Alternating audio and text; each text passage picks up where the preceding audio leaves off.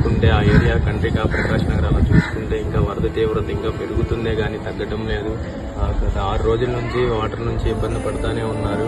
కానీ ఫుడ్ దొరక కూడా చాలా మంది వలసలాల్సి వస్తుంది.